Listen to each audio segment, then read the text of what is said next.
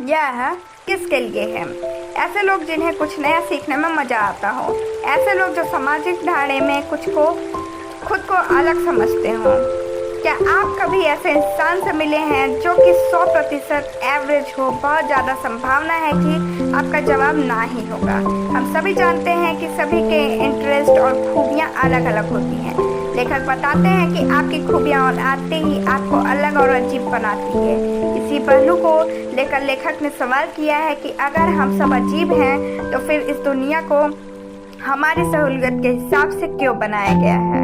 इसी के साथ ही साथ लेखक बताते हैं कि हम शताब्दियों से देख रहे हैं इस संसार के सामाजिक राजनीतिक सिस्टम को एक बड़ी मास ऑडियंस के हिसाब से तैयार किया गया है। उसे किस आधार पर तैयार किया गया है? लेखक कहते हैं कि उसकी नींव ही गलत है। एक मिथ है कि सामान्य लोग सामान्य चीजें चाहते हैं, लेकिन समय समय पर वियर्ड मानसिकता ने उस सामान्य मानसिकता को चुनौती दे दी है। अब हमें मान लेना चाहिए कि हम सब अजीब हैं। इसी के साथ ही साथ इस किताब के समरी में आपको पता चलेगा कि आपकी जिंदगी में थोड़ा अजीब होना क्यों जरूरी है। मास मार्केट बहुत तेजी से फेड हो रहा है, साथ ही साथ भविष्य काफी अजीब भी होने वाली है। लेखक यहाँ पर चिड़ियाघर की एक कहानी साझा करना चाहते हैं। वो बताते हैं कि कुछ सालों पहले ये चिड़ियाघर काफी ज्यादा मुश्किलों से जूझ रहा था। इसकी लोकप्रियता में भी काफी ज्यादा कमी आ चुकी थी। जहाँ पहले ये चिड़ियाघर लोगों के आकर्षण का केंद्र हुआ करता था, अब लोग यहाँ जाना भी पसंद नहीं करते थे।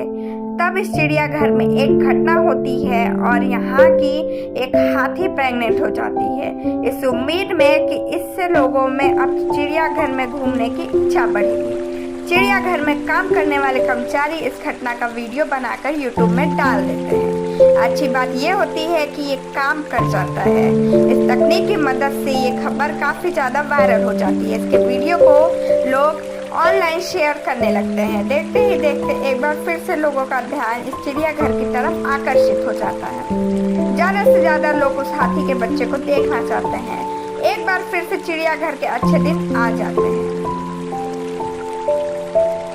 इस कहानी का सारा यही है कि फ्यूचर काफी ज्यादा अजीब होने वाला है। इस किताब के लेखक गॉर्डन के अनुसार वास्तव में इस परिवर्तन को समझने के लिए कुछ प्रमुख शब्दों का जानना आवश्यक है, जैसे कि मास, नॉर्मल, वियर्ड, रिच। सबसे पहले मास और नॉर्मल को समझने की कोशिश करते हैं। मास और नॉर्मल से लेखक का मतलब है कि वही पुरानी चीजें जो कि पहले से होती आई है।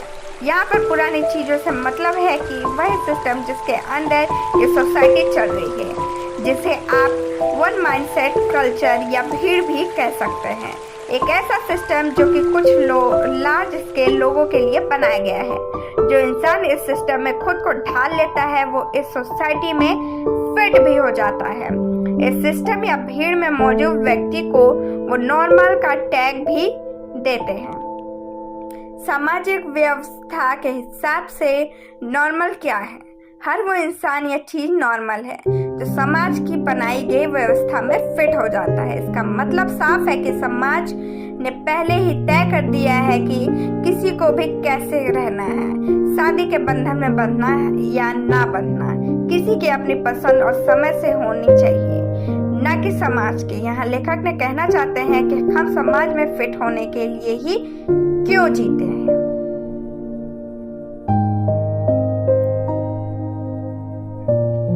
अब यहाँ समझने की कोशिश करते हैं कि वियर्ड का मतलब क्या है। अजीब का मतलब वही लोग हैं जो थोड़ा सा अलग से होते हैं। ऐसे लोग समाज को इम्प्रेस करने के लिए अपनी जिंदगी को नहीं जीते हैं, वो जीते हैं क्योंकि उन्हें कुछ अलग करना अच्छा लगता है। इस अध्याय में लेखक ने एक शब्द को समझाने की कोशिश की है। वो शब्द है रिच यानी अमीर। यहाँ अमीर से पैसों के होने से कोई मतलब नहीं है। यहाँ अमीर होने से मतलब है कि क्या आपके पास कोई अजीब सी खूबी है। अब इस सवाल का जवाब आपको खुद के अंदर ही तलाशने की जरूरत है। नॉर्मल जैसे कॉन्सेप्ट का जन्म आखिर क्यों और इसके लिए हुआ था? क्या आप बता सकते हैं कि ज्यादातर लोग के फ्रिज में सुबह सुबह क्या मिल सकता है? इसका सीधा सा जवाब आपके दिमाग में आएगा कि काफी सारे दूध के पैकेट्स और रात का बचा हुआ खाना। आपने यह अंदाजा इतनी आसानी से कैसे लगा लिया? इसके पीछे का कारण है मास प्रोडक्शन और एक बड़ी आबादी के लिए बनाए जाने वाले प्रोडक्ट। 20वीं शताब्दी से ही ये चला आ रहा है। तब से कंपनियों की ये आदत लगी हुई है कि प्रोडक्शन मास ऑडियंस के हिसाब से ही किया जा सके। हर एक इंसान का टेस्ट और मूड का अंदाजा लगाना कंपनियों के लिए काफ़ी ज़्यादा मुश्किल और महंगा था। इसलिए उन्होंने फैसला किया था कि प्रोडक्ट मास ऑडियंस को ध्यान में रखकर बनाया करेंगी। इसलिए कंपनियों ने अपने प्रोडक्ट की सेल को बढ़ाने के लिए ही मास ऑडियंस की पसंद को नॉर्मल कहना शुरू कर दिया है। अब आपको जवाब मिल गया है कि नॉर्मल जैसे शब्द का आविष्कार क्यों हुआ था। इसका आविष्कार मास ऑडियंस को प्रोडक्ट बेचने के लिए किया गया था। नॉर्मल जैसे कॉन्सेप्ट का जन्म भी हुआ और ये काम भी किया गया। लेकिन क्या ये जरूरी है कि हम उसी तरह से अपनी लाइफ को जीते रहें जैसे ये मार्केट बता रहा है? लेखक इसका जवाब देते हैं नहीं। लेखक के हिसाब से हम अजीब होना चुन सकते हैं। लेखक बताते हैं कि अब धीरे धीरे लोग वियर्ड होना यानी अजीब होने को चुन रहे हैं। आज से 3 दशक पहले 3 ही टीवी चैनल हुआ करते थे, उसे ही 90% लोग देखा करते थे। लेकिन अब समय बदल रहा है। अब लोग टीवी की जगह मोबाइल में एंटरटेनमेंट देखना पसंद करते हैं। किस तरह वेल्थ और कनेक्टिविटी लोगों की अजीब होने के लिए मदद कर रही है? यह कहना गलत नहीं होगा कि हम हमेशा से वियर्ड रह रहे हैं। सिर्फ 1 या 2 दशक पहले से ही नहीं बल्कि 17,000 साल पहले से इसके कई सबूत भी हैं। उदाहरण के लिए हम सदर्न फ्रांस की गुफाओं को ले लेते हैं। क्या आपने हजारों साल पहले ही वॉल पेंटिंग को देखा है? यह पेंटिंग सदर्न फ्रांस की गुफाओं में है। जरा सोचिए कि हजारों साल पहले भी लोग वियर्ड ही हुआ करते थे। इसी का सबूत है ये पेंटिंग्स। कितने कम रिसोर्स होने के बावजूद लोगों ने पेंटिंग्स को बनाया था। उन्होंने इसे इसलिए ही बनाया था क्योंकि आने वाली जनरेशन उनकी प्रतिभा को याद रखे। आपको याद रखना चाहिए कि आज के दौर में पहले ही अपेक्षा वियर्ड होना काफी ज्यादा आसान है। आज की जनरेशन टेक्नोलॉजी के दौरान में जी रही है। ये कहना भी गलत नहीं होगा कि आज के समय में टेक्नोलॉजी हमारे हाथ में है। हमारा इंटरेस्ट जिस भी फील्ड में है उस फील्ड में आसानी से आगे बढ़ सकते हैं। आज के समय हम रिसोर्सेज के मामले में काफी ज्यादा रिच हैं।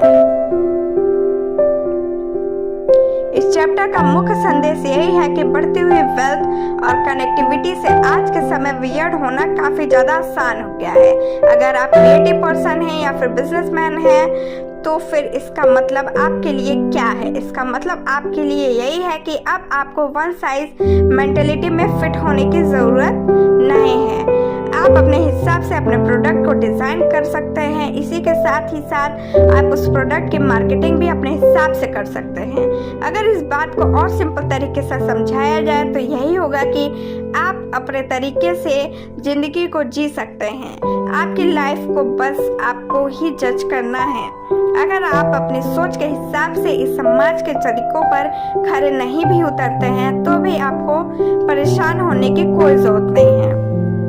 हर इंसान की अपनी एक अलग ही जर्नी होती है जिसका रास्ता भी वही बनता है और उसकी मंजिल भी उसे ही तय करना होता है। ऐसा समय भी आएगा जब लोग खुद ही अपनी वियर्डनेस को पहचानेंगे। अगर हम कई दशक पहले की बात करें तो आपके पास चीजों को लेकर ज्यादा ऑप्शन नहीं हुआ करते थे। तब आपको वही चीज लेनी पड़ती थी जो चीज उस समय मार्केट में उपलब्ध होती थी। लेकिन अब समय बदल चुका है। अब वो चीज आपको पसंद रहती है, वो मार्केट में आ जाती है। अब आप सेम फ्लेवर की चीजों को इस्तेमाल नहीं करते हैं। आज के समय में एक ही चीज के कई सारे फ्लेवर्स रिलीज होते हैं। इसके पीछे का कारण यही है कि अब लोग अपनी पसंद की चीज को ही खरीदते हैं। आज के समय में पैसों की वजह से लोगों के पास काफ़ी ज़्यादा ऑप्शन क्रिएट हो चुके हैं। आप लोग ये मानने भी लगे हैं कि वो बाकियों से अलग भी हैं और वियर्ड भी। इस अध्याय का सारा यही है कि जैसे जैसे सामान्य मिडिल क्लास सोच खत्म होती जाएगी, लोग ये समझने लगेंगे कि उनमें कुछ अलग बात है। वो ये जानने भी लगेंगे कि वो थोड़े से वियर्ड हैं। लेखक मानते हैं कि वियर्डनेस आगे आने से लोगों के पास चॉइस बढ़ जाएगी। वो ये भी मानते हैं कि चॉइस बढ़ने से उनके पास पावर भी बढ़ेगा। लेखक ये भी मानते हैं कि आने वाले समय में काफ़ी ज़्यादा चीज़ें बदलने वाली है। लोगों के जीने के तरीके में भी काफ़ी ज़्यादा बदलाव देखने को मिलेगा। एजुकेशन सेक्टर में भी बदलाव देखने को मिलेगा। हम वियर्ड हैं, धीरे धीरे समय के साथ हम इस बात को भी स्वीकार करना सीख जाएंगे। ये कई मायने उसमें अच्छा भी होगा और हो सकता है कि इसमें आपको काफ़ी ज़्यादा रिस्क भी देखने को मिले। लेकिन याद रखिए कि जहाँ रिस्क है वहीं इश्क भी है। भूलिएगा नहीं कि वी आर ऑल वियर्ड, और ये एक अच्छी खबर भी हो सकती है। सारांश, आइडियाज़ ऑफ नॉर्मल उस जमाने की पैदाइश थी जब प्रोडक्ट्स को ये मानकर बनाया गया जाता था कि सभी लोग एक जैसे हैं, लेकिन ऐसा हो ही नहीं सकता। सभी लोग एक जैसे ना ही कभी थे और ना ही कभी होने वाले हैं। हम सब काफ़ी ज़्यादा अजीब हैं और हमें इस बात को मान भी लेना चाहिए। क्या करें? नकली ज़िंदगी को जीना बंद कर दीजिए। इससे मतलब साफ है कि जो आप नहीं हैं दुनिया के लिए, वो बनना बंद कर दीजिए। इस तरह आप वियर्ड बनने की कोशिश भी नहीं करिएगा। अगर आप अलग होंगे तो फिर आपको पता चल जाएगा। ओरिजिनल रहिए, मस्त रहिए। आज के लिए बस इतना ही। Thank you, bye bye, take care.